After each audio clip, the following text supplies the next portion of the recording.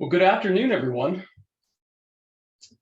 My name is Matt Casey. I am the Associate Director of Graduate Career Services here at Tufts University. And we are thrilled to have you here at today's workshop around job and internship strategies. This is actually really exciting for us, for obvious reasons. I think this is a novel time, especially at the beginning of the spring semester, where many of you are thinking about summer internships or fellowships or other opportunities. So this is a conversation today about a variety of strategies to think about how you manage what you're searching for and the proper or thoughtful ways to create a customized strategy to seek out new opportunities. So let's get started. With every presentation delivered on topics, we just want to make sure everyone realizes that career planning is most definitely a process, and it's a process that we all can enjoy and understand that we all fall along the continuum. So as a career service professional in our career services team, we are here to help you wherever you are in your career process. So for those of you who are interested in discovering who you are and what you might want and think strategically, or how to figure out what you're looking for, or then or today, like when we're talking about how do you find what you're looking for, but also the documents you need or the relationships you want to build or preparation for interviews and negotiations, all of which are skills. So we are here to provide advice, service, and partnership to you so you can be and maximize your opportunities for your career. So today's job and internship and fellowship or just general opportunities is how do we think strategically and creatively about it.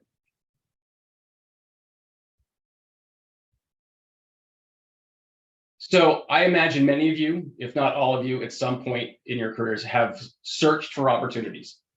For instance, if you look for a job or career opportunity in a Google search and put data analyst job or engineering jobs or museum curator jobs, whatever those titles are, you are going to get likely a list of these large aggregating job boards. So these job boards are huge. They are SEO optimized and they're well funded. So what ends up happening is most people are spending most of their jobs looking for professional opportunities on these sites because they're the first things that come up. Aggregating job boards can be very helpful to see what's out in the marketplace. But one of the challenges is they aren't always necessarily up to date. So you could see positions that have existed but may have closed months before.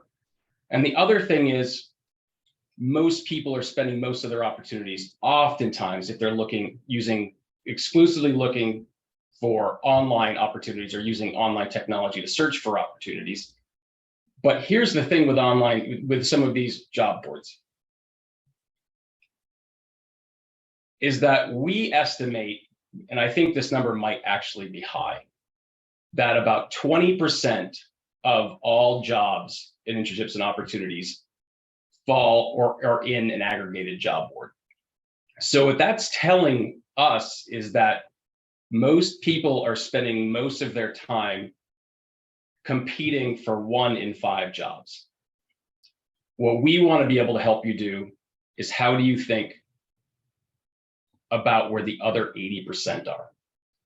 Every one of you will have a customized search strategy based on the targets you're pursuing.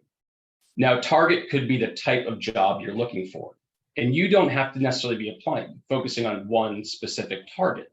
You could have multiple ones, but if you are looking for an analyst job versus a consultant job versus a researcher job versus a faculty job, your search strategy will be different because the hiring practices of recruiters and hiring managers are different based on the targets and the audiences they're seeking.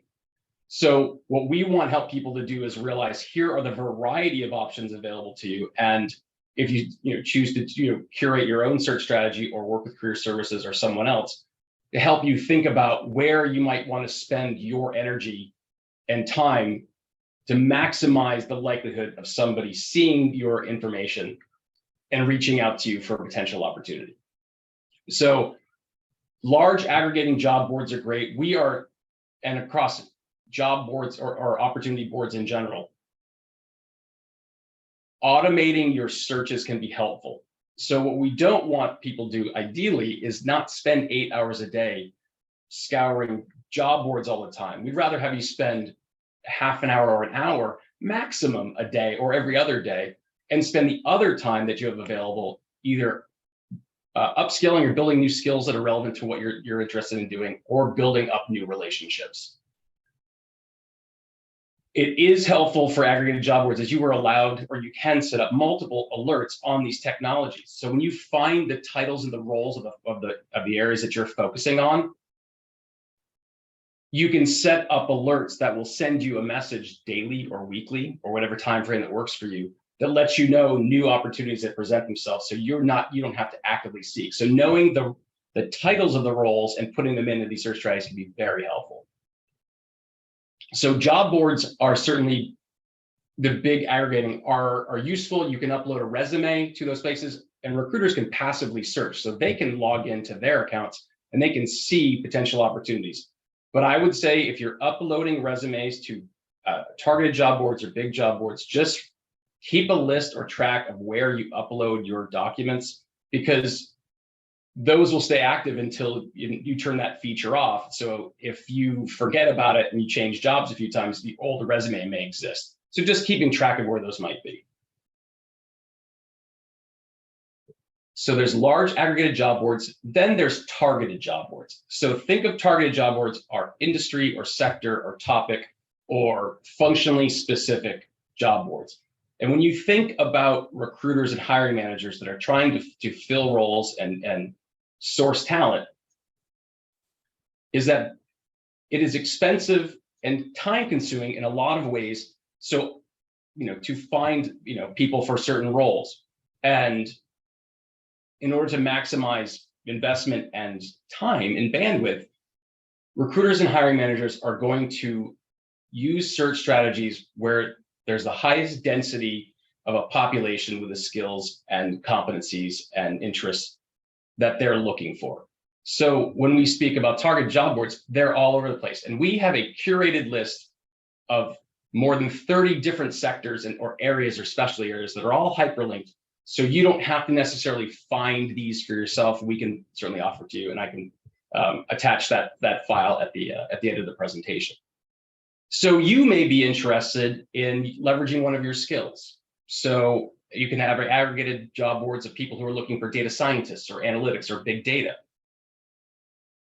So it could be a competency that could work across a number of different industries or sectors. But you might be interested in an industry or a marketplace or a style. So if you were interested in environmentalism or sustainability or conservation, thinking about these opportunities, recognizing that many of these, if you're looking for data roles in some of these, you might be finding, if the topic is of interest first, they're going to be looking for functional and specialized roles in these spaces.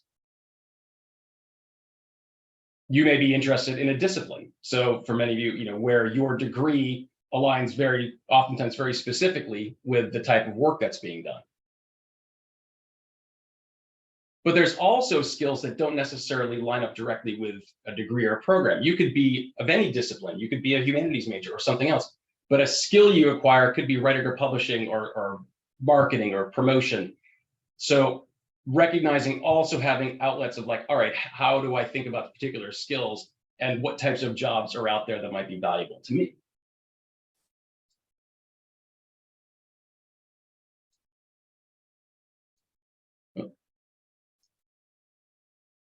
We also have a curated list of internships and co-op pages. So this is a helpful slide to think about or remember, is that when we talk about hiring for full-time jobs, organizations are going to be promoting in different ways.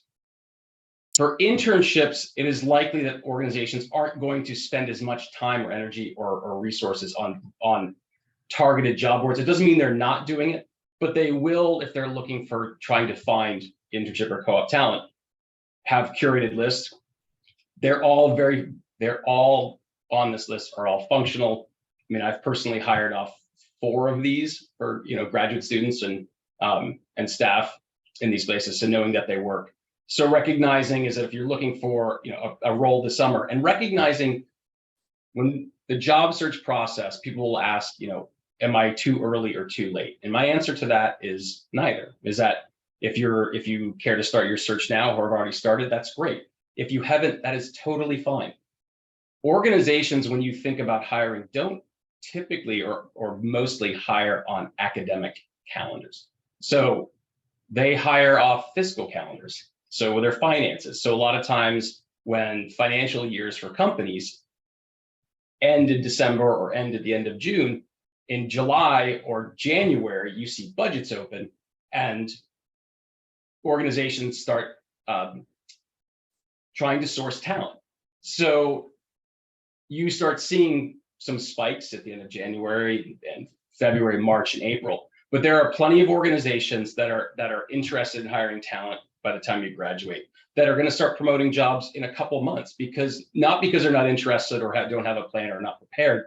They just are focusing on their energy and on other things. And recognizing that organizations hire all year round, because the thing with an organization, if there is a need to be filled, and usually if it's paid, there's money to pay for it.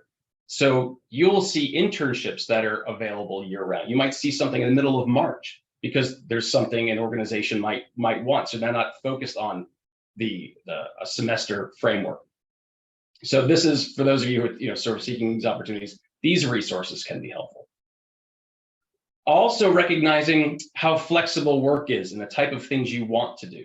So it could be remote work or freelance, or you may not be interested in a full-time in-person opportunity. You might be thinking about having a supplemental role or a side hustle, or you're looking for something that's contract-based, or you have a skill set that you might want to monetize. So something you're good at and somebody can pay you for, like being a consultant. So this is of just a variety, but not an exhaustive list of types of roles where you might be a student and you might need supplemental income, or you might want a part-time job.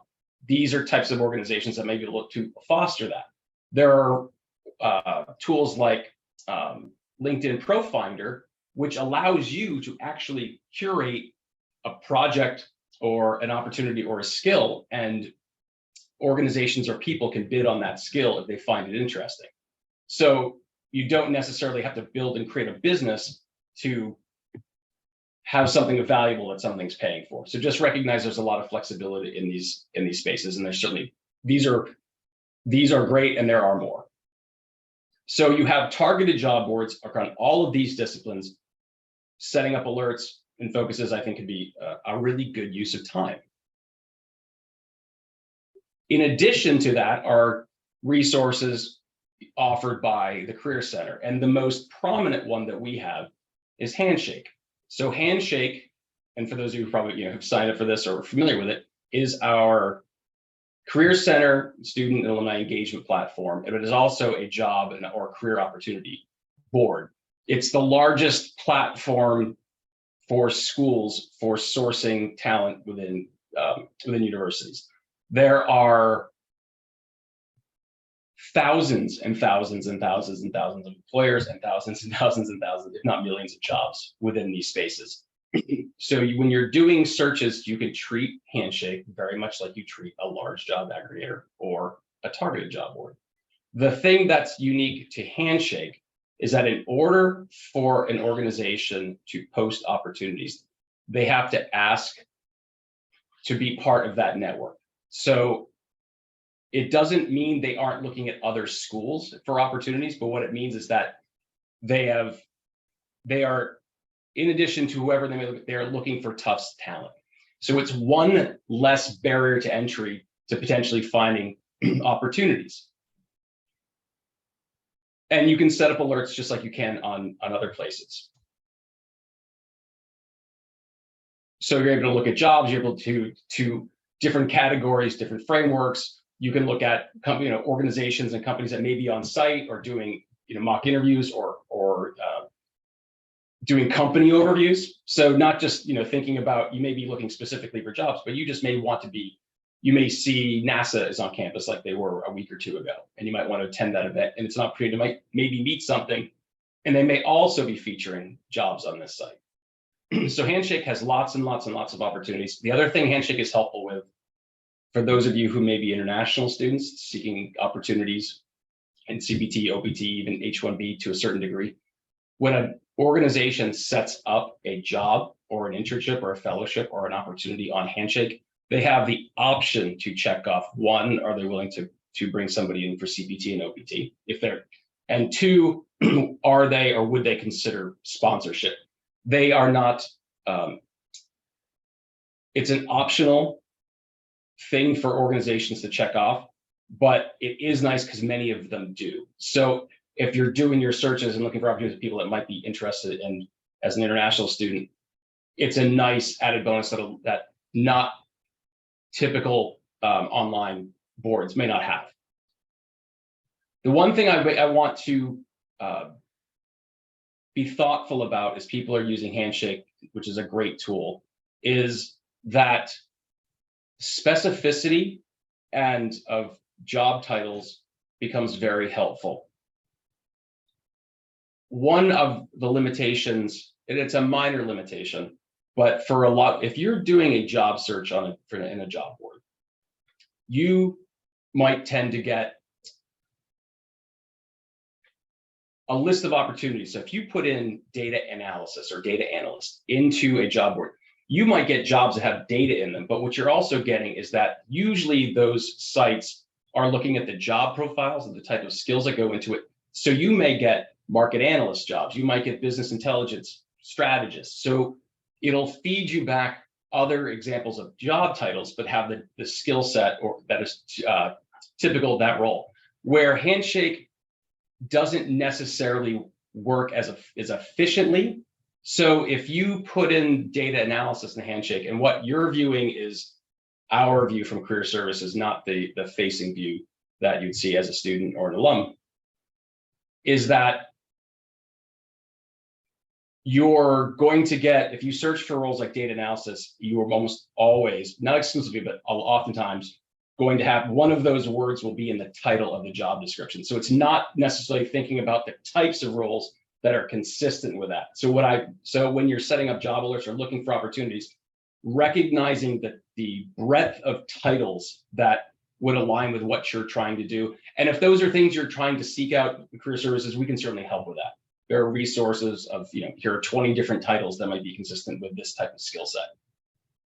The other thing I want to mention about Handshake is that, and this is typical for job search, is that oftentimes we want to spend our time searching for job and career opportunities for novel or well-known brands. So we can often see really high applicant numbers for jobs, let's say for Google or for Meta or for JP Morgan, something that is maybe a well-established, well-known organization. But the reality is most organizations are mid and small sized. So when you're thinking about your career plan, making sure you're looking at the whole landscape and being open to opportunities, because what you're seeing in front of you is just an example of data analysts and data analyst related jobs. And you can, for a lot of these, we have 0 or 1 applicant for job or internship opportunities. That's not a failing on your end. This is just recognizing is that we want to be able to let you know is that there are all these opportunities that might be available that your competitors aren't going for. Maybe classmates or people at other schools. You may be a singular applicant for a job just because you did a little bit more research. So just being aware of that, and I think in career services can help with that process and thinking about it. And the other thing I'll mention is the same thing with internships. We're often seeing a lot of times there are internships for organizations that may not be that familiar, but they have the pay is the same, the opportunities extensive, the skill acquisition is fantastic. It's just maybe for someone you don't know. So being able to do some of those research. So just recognizing, just for being a little bit more diligent, you may be applying for roles and increasing your percentage chances of getting an interview and a potential opportunity. One more resource I want to I mentioned,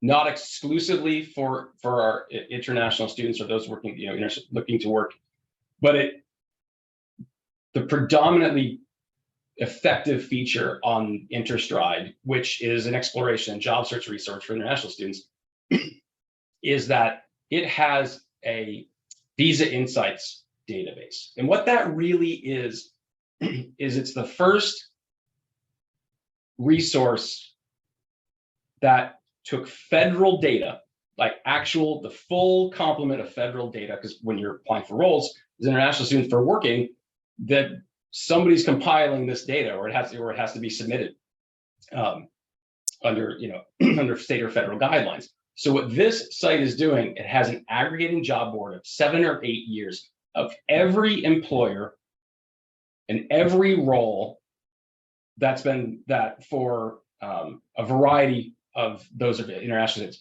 So you can search by company, you can search by geography, you can search by CPT, you can search by OPT, you can search by H-1B and other visa status. You can see salary. It's an incredibly complex and thorough database. So what I think it's helpful, it's a historical database, but what it's saying is that if you're starting your searches and looking for places that have consistently hired international students, it might be an effective way to start that process and where you might spend your energy with the likelihood of those reaching out to you. It's not, it doesn't take into consideration, there are going to be companies that sponsor OPT there are other opportunities out there, but this is the most concentrated document. Otherwise, historically, if you were looking to work for a role, there would just be these ad hoc websites that may or may not be vetted. So it was individuals trying to cobble together information. This is actually measured factual historical data.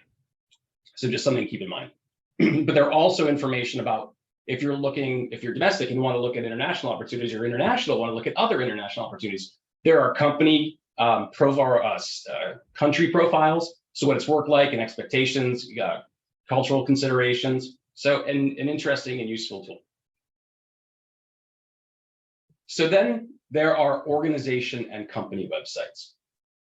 So there are lots and lots of organizations that may not have the resources or the bandwidth or the capacity or the skill set to do their recruiting and hiring and sourcing talent within their own company. So they might be using other sources. So a lot of times there are going to be organizations that may only feature their opportunities on their own websites or by word of mouth. This is helpful to understand when you're thinking about where you might want to work geographically, for instance. So understanding if you wanted to work in medical devices in Seattle, what is that complement of opportunities that are in those spaces, and not just the biggest ones. So the idea is we help people think about doing market research. So where are the smaller companies? Where are they being featured? For instance, if you were interested in biotech and life sciences in Massachusetts, MassBio is a resource. It's not a company site, but is a resource that aggregates information about biotech, healthcare, and life science companies all throughout Massachusetts, and has profiles of them. Plus it has a job board, it has an education site, and it's also a place for networking and engagement. So thinking a little bit deeper, or being able to look at marketplaces and other options, you're likely going to discover roles that your competitors aren't seeing. And that gives you a large advantage. So this might be a feature of the, Fidelity happens to be a very large organization that recruits all over the place. But this is just an example that when you're thinking about these places, like if you can uncover opportunities, they may be featuring roles that may be of interest to you. So then there's LinkedIn. And we at Career Services we are advocates for LinkedIn. The caveat is everyone has their own and should have their own preferences about how social media, how they invested it and how it works for them personally and professionally. So we're not saying LinkedIn is a directive, but we can say is why that tool is a valuable resource as part of your search strategy. and relationship engagement, because there are 750 million people internationally on this predominantly free platform, 55 to 60 million organizations, 20 to 30 million jobs and opportunities on that. It has, a huge job search directory and opportunity.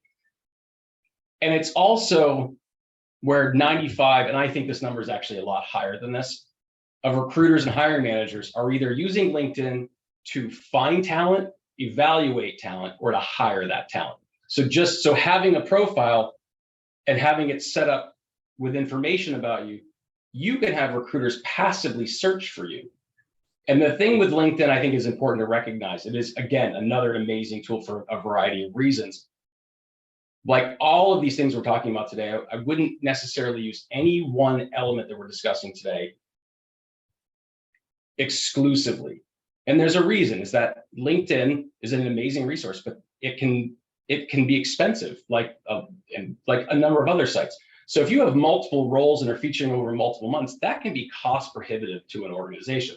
So they may not be promoting a job profile on LinkedIn, but their recruiters and hiring managers on the back end are building profiles and looking at potential candidates that might reach out, which is why having an updated profile, should that be what you're looking for or be comfortable with, they can find you. So as you're building it, just like other job boards, you can look at job opportunities across a number of options and a number of titles. And as you see here, is that you can look for jobs by titles and get profiles. Sometimes you can apply directly through LinkedIn. Sometimes it sends you to a third-party site or their own organization website.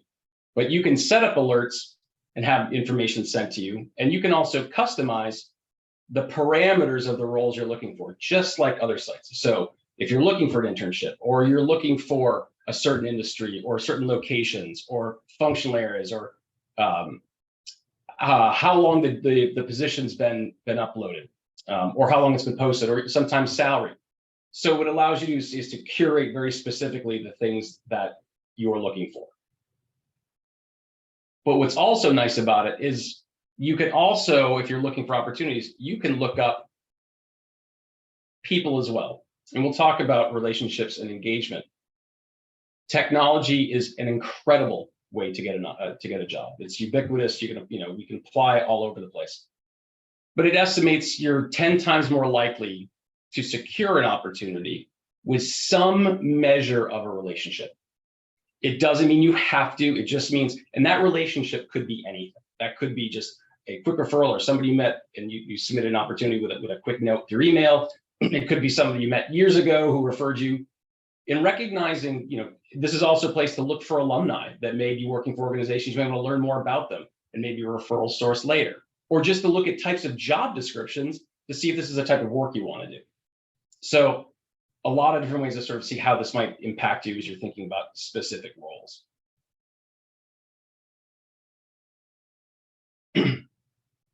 On your LinkedIn page, and there are other workshops that focus on the best practices, when you are thinking about making yourself available to opportunities, on the profile page, you'll see something at the bottom of the top of your page saying open to work.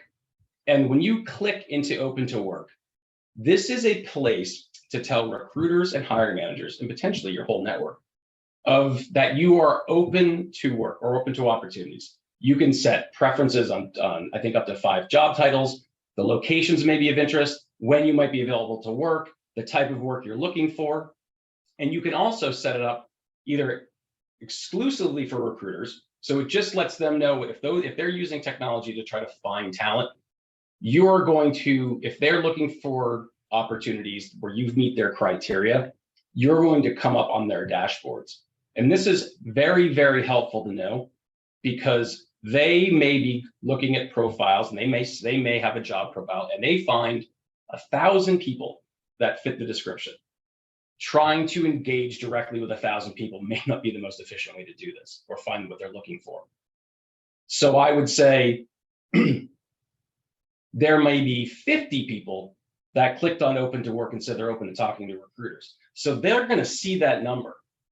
By just clicking on this opportunity and saying yes to recruiters, it's telling them that should they spend their time and energy to reach out to you, you are likely to respond to them. And that is effective and efficient on their end.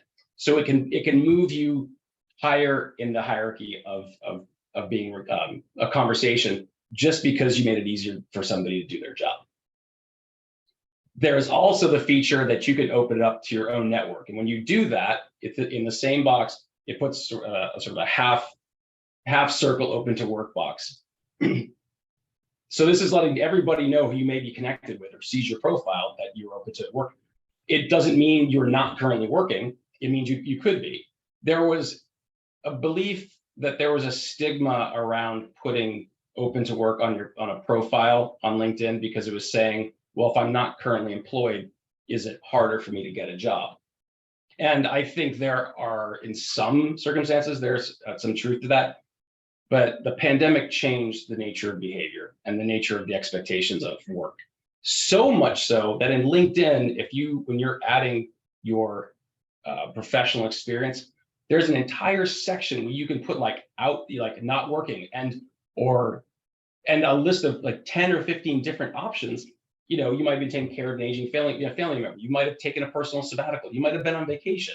You might have been working with, an at-home caregiver or an educator. So just recognizing that the marketplace is recognizing that work dynamics have changed and people are taking time off and looking at their own wellness and their own needs. So that is helpful to understand. So this is the personal preference, but I think knowing the option on LinkedIn is very helpful. Social media is something that comes up relatively often. To date, I would say LinkedIn does fall into this domain, but it's because it's sort of its own sort of unique platform. And it's, when you think of social media, maybe Twitter or Instagram or Snapchat, or TikTok, it depends on those options, is that organizations, especially in the job market like it is now, which is very strong, yes, we're seeing these mass layoffs at a lot of technology companies, but those layoffs and market conditions are not reflective of the labor market at large. There's very specific reasons why a lot of these companies are laying off opportunities. So if you're interested in jobs for high profile tech companies, be assured that there are plenty of them that are doing, most I would say are doing very well, as a sweeping generalization. So when we're thinking about social media, recognize is that recruiters and managing this profile, they're leveraging some of these platforms. So some recruiters, in this box here is that, about 3/4 of recruiters are using LinkedIn in some form to find or source talent. Facebook has its own job platform too, so organizations are looking there. Twitter becomes and I'll show an example in just a minute of why that becomes useful, because organizations are using multimodal techniques to find talent. They're using multiple resources to find the talent that they're looking for, because in a lot of marketplaces, there are significantly higher number of job and fellowship and internship opportunities than there are people to do them. So being thoughtful and crafty and creative becomes advantageous to organizations. So some may be on Twitter and some you could put in a profile like finance jobs Boston, and you will get a list of opportunities or a list of information or pieces. Usually they may not be active, they may not be relevant, but knowing that this kind of possibility matters. Also recognizing that there are organizations that are formally trying to source talent, and having Twitter, for instance, being a place where you can learn more about them and what they're trying to do, because they're trying to educate people about their organization, and doing direct hires. NASA has its own internship page. So recognizing, it does take some research in these pieces, but just knowing that, there are going to be organizations and influencers they're going to be promoting videos on TikTok or showcasing what they're looking for on Instagram, etc. So, and I think it can be dependent on the industry or the sector, but I think just recognizing that this is a possibility in your arsenal of looking at potential roles is useful. Conversely, when you are applying for jobs in your job search, actively managing your social media profiles becomes helpful. So this is just a poll that was done by a large qualitative research firm saying, when somebody's interested in a candidate, and maybe they have your resume, maybe they see your LinkedIn profile, but if they find your name and search for it, if they're seeing content that's disconnected from their value structure or have impressions that aren't aligned with what they're looking for, are discrediting candidates. So just being thoughtful about the fact that what you promote and publish and showcase, be thoughtful about it because it is searchable. And recruiters and hiring managers are very, very, very good at doing this. And we can tell you from a recruitment standpoint, if you apply to an opportunity at an organization, and let's say they have an applicant tracking system, which is the technology that they use to filter and parse opportunities before they get to a hiring manager. There are platforms where you can look at the resume, you can look at the cover letter, and if you still like that, there's a button for social media profiles, either you put them in or not. So we can go find your LinkedIn profile, or we might Google you, and we can do all of those things in about 5 minutes. So we can filter very, very quickly. So just being thoughtful about the fact that actively managing your brand online, and that means a lot of different things, can be the difference of you not getting, or you actually being a preferred candidate for a role because of how you're promoting yourself. So there's technology, there's organizations, there are platforms. Now we talk about relationships and networking. So alumni networks, professional associations, and communities. And we mentioned earlier about how effective having some measure of a connection or relationship can be helpful in finding an opportunity. In recognizing that you may be doing people a favor by letting them know that you're looking for opportunities. There are lots of organizations that pay referral bonuses to current employees that refer somebody for a potential job.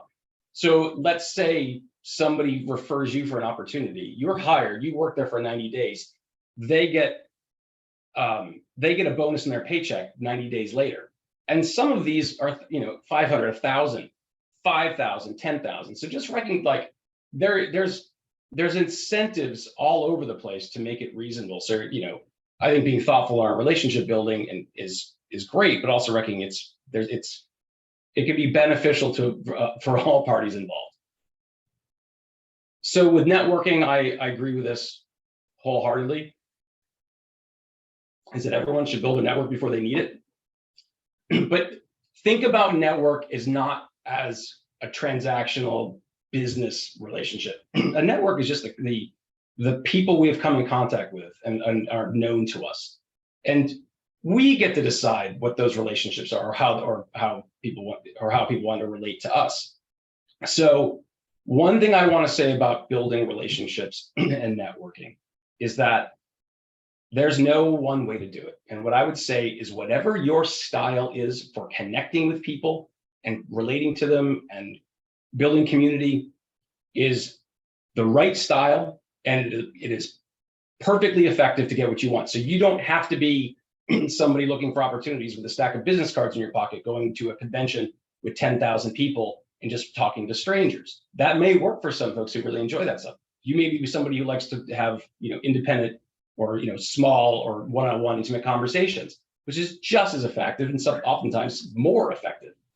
So just thinking about the fact that you already have a network. So when you're thinking about it, why have it? It's good for careers. It's great to get job advice. It's a great way to increase the number of people that know who you are. So there's a lot of reasons where we can network and relationship manage it, and it's its own topic in presentation. But for job search, it's useful. And what we wanted to let people know is when you sort of think about these 17 different ways, which is not exhaustive, but I think it's a pretty good overview of how you can seek roles, excuse me, is that how many of these involve some measure of network or relationships? Most of them. Social media, even if you're not physically in person, talking to someone through Zoom or writing an email or following somebody on a post or liking a post or connecting. So there's a lot of different flavors. So recognizing you're already in it, you're already making connections, and you're already doing it well. Specific rules or resources for search strategy, which is helpful. One is using your, not just Tufts, but you can look up your university that you go to. So you could look up Tufts as an organization and go to their alumni page. And if you see on this page, in this particular time, there's between 70 and 75,000 people now on the Tufts University alumni page. So it's a huge number. And what you can do is that you can look up by keywords a variety of topics. So you can look up, chemical engineering interns or intern, and you can put up dates. It's not super sophisticated, but you will get a directory of people. You may see some names that are familiar. You may see names you've never seen before. You may see the titles of the roles they have. You may see the organizations that they interned at. So then, which may let you know that it may be some organization you never thought offered it. So it might be another opportunity you didn't know was available. And you can also reach out to people and build connections in LinkedIn. So, and I'll mention with one thing with LinkedIn is people ask, is it worth getting the LinkedIn Premium, which I think is about, after the first month free trial, is like $40 a month. There can be value in that. I think at least the first free month can be useful. And the reason why is that the free version of LinkedIn, the one you just sign up for, gives you access to 5 in-mails. In-mails means you can mail 5 people outside of your network. So outside of your set first and second degree connections. With the premium version, you get 25 in-mails. So you can, and it's sometimes more. So you can reach out to people directly that you don't currently know. So sort of cold emailing. It also allows you to look at examples of roles and positions and salary data. So you have access to a lot more data on that piece. So if you're interested in having more details, there are certainly more resources that people look at, and we can, for career services, setting up conversations, we can certainly discuss it, or any one member of our team could talk about its effectiveness. So we talk about the impact of our connections. This is a visual map of my network in LinkedIn 10 years ago. Sadly, this tool no longer exists because I think it was a great way to see how we envision our relationships and connections. This represents about 1,000 people across organizations that I've been connected with or worked at. So that means there's 1,000 people that I have a direct connection to in LinkedIn. I can reach out and talk to directly without an email. But then there are second degree connections. So those are, I want to talk to somebody I don't know, but I can do that through a person I do know in LinkedIn. For those secondary connections at the time, had access to about 500,000 people. And LinkedIn opens it up to third degree connections. So there's 2 people that are unknown, with the first person being known to you. And that was about 11 million. We just want to illuminate through a free resource just how broadly you may be able to connect to folks you hadn't even considered before, just by the number of people you're connected with in this platform. And this is just an example of one network. So it could be other facets. So just never underestimating the reach you already have and the possibilities that may be available to you. There is also the herd.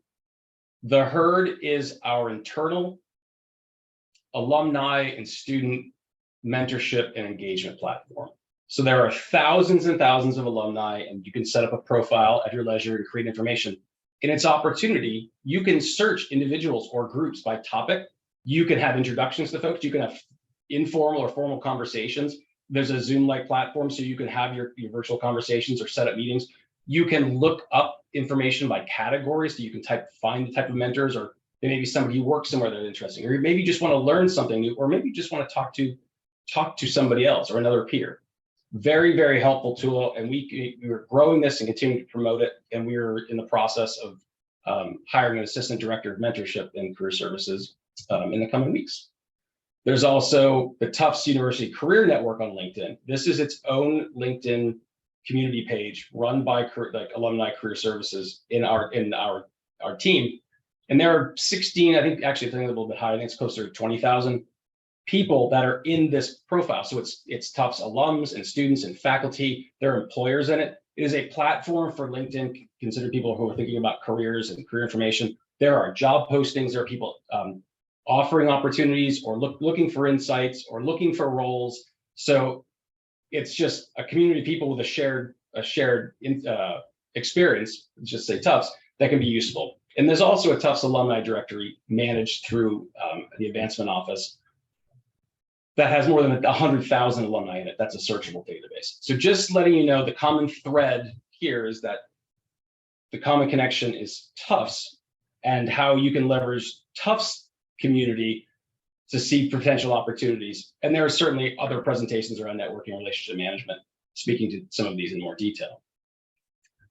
Professional associations are a fantastic way to start thinking about careers. And when I mean networking through professional associations, this is another example where recruiters and hiring managers are going to search for places with the highest density of talent that aligns with what they're looking for. So you could have the American Association of Mechanical Engineers or any of these below. And a lot of these organizations are very inexpensive to current students, which is great, or you may already be a member. And a lot of these organizations have robust career, job, and mentorship platforms. So just recognizing the fact that building community of people with shared interests can be useful to you, but there's also going to be job boards and internships, fellowship opportunities in a lot of these sites.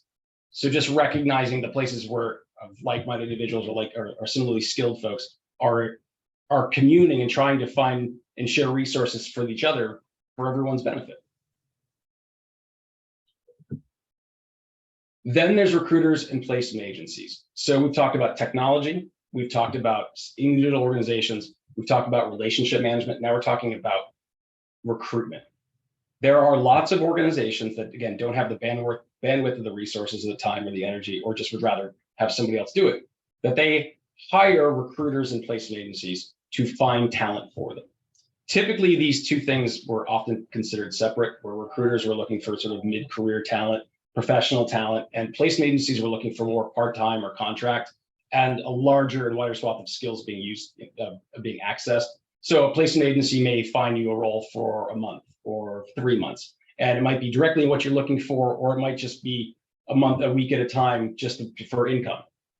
These are really just blending into the similar forms. So it's just organizations trying to find you on behalf of companies or organizations trying to hire. That is helpful to understand, is that there's no cost to you. These individuals are paid by organizations to find them talent.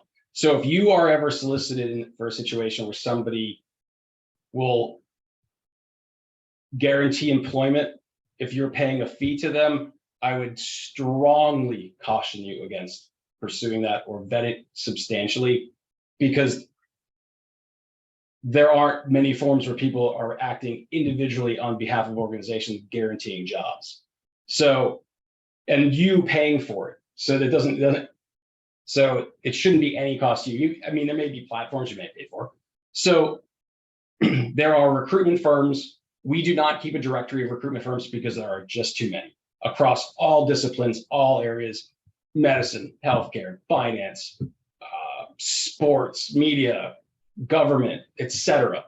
So, there are national ones, there are regional ones. So the reason to think about this and for opportunities, and I would say particularly graduate students, but not exclusively, and alums, is that the limiting factor of any search is you're an N of one, you're one person. If you have 5 to 10 organizations or people working on your behalf, the opportunity scales. So, and when you're building relationships with these organizations, they might interview you. They may not have a role now, but you go into their database. So if an opportunity presents itself in the future, they may reach out to you and you can entertain that option. So just recognizing that these are available, they're no cost to you, and they can be helpful of having other people working on your behalf to find options. Placement agencies, again, in temporary staffing, Same type of folks. We do this happens to be a directory of them. Most of these are national. Most of them actually have a presence in Boston and in Cambridge. So these are places that are looking for full-time roles or part-time. So thinking about your current situation and what you're looking for, these can be valuable as well. And a lot of times they publish their information on directories. You know, if you're thinking about like healthcare, biotech, Ronstadt is international, and they're a pretty significant feeder to a lot of the largest biotech firms in Cambridge, for instance. So lots of alternatives. We have specific job fairs, not just through Tufts, but job fairs exist all over the place. So there are going to be ones in Boston, there are going to be virtual ones, there are going to be ones at the alumni from maybe your alma maters somewhere else. So job fairs can be incredibly helpful. We have career fairs every semester. We usually have 2 to 3 large ones in the fall and the spring. We have 2 upcoming ones this Friday and the following Friday. So, which you can sign up for, where the virtual, I think, has 50 to 75 employers. It might be larger than that. I know it's well over 100 for the in-person fair on the 10th. So just recognizing is that these are employers that are investing and a lot of times paying to come to our career fairs to find you or Tufts talent. So, and there's prep information in other spots. So just knowing that we are trying to provide direct connections, relationships with employers in these situations, but recognize that there are plenty of other external job fairs and recruitment fairs that you should be thinking about or considering as part of your strategy. You know, and lastly, I'll say, this is becoming incredibly common. It is entirely possible that the job you're the most qualified for and most interested in doesn't exist yet. So, and my hope is that doesn't isn't a source of discouragement. Is that the pace and the change of technology and solutions is changing work and maybe limiting opportunities, but it's creating opportunities elsewhere. There are technologies that exist now where in 10 years ago, a team that I would be working with, it would take a team of 5 a week to do. Now somebody can do with one software application in about 5 minutes. So the idea is like, you know, collapsing opportunities. So there are things like ChatGPT, which we're just sort of understanding. That's, you know, using AI in career planning, and it's really sort of adapting the possibilities. And people are using it to create job search strategies. They're using it to do interview prep. They're using it for to research companies. So just recognizing the fact that opportunities can scale. And the one thing with career services as a partner to students is just making sure that we are constantly talking with employers and understanding what their needs are, but also we do a lot of market research and intelligence, so understanding what the landscape looks like. So speaking thoughtfully about what emerging trends are. So if you know, what is it like in environmental policy in Boston? What kind of relations look like? You know, what's happening in music, or what's happening in fashion or design, or a certain type of skill set. So just recognizing it's not just about the tactics of execution, but also being thoughtful about the world around us and how you might fit into it. So from career services, we offer a host of opportunities and resources, individual appointments and discovery resources and tools to learn about ourselves. We help do resume critiques and search strategies like this and customize them, mock interviews and negotiation prep. We have programs all the time, almost always featured in Handshake. So, and appointments being set up appointments being set up in Handshake and career fairs as well. So, you know, we hope to be a resource for you directly, or provide tools and resources that you can be able to use on your own time. We welcome the conversation, should it be of interest, whenever it's interesting, and letting you know is that you don't have to have a reason to set up an appointment for it to be valuable. If you can come in and say, I don't know what I want to do, or I don't know how to start this, is a great way to start a conversation with us, because we know how to start that conversation with you, and we're excited to do it. So I'd like to thank everyone for their time today.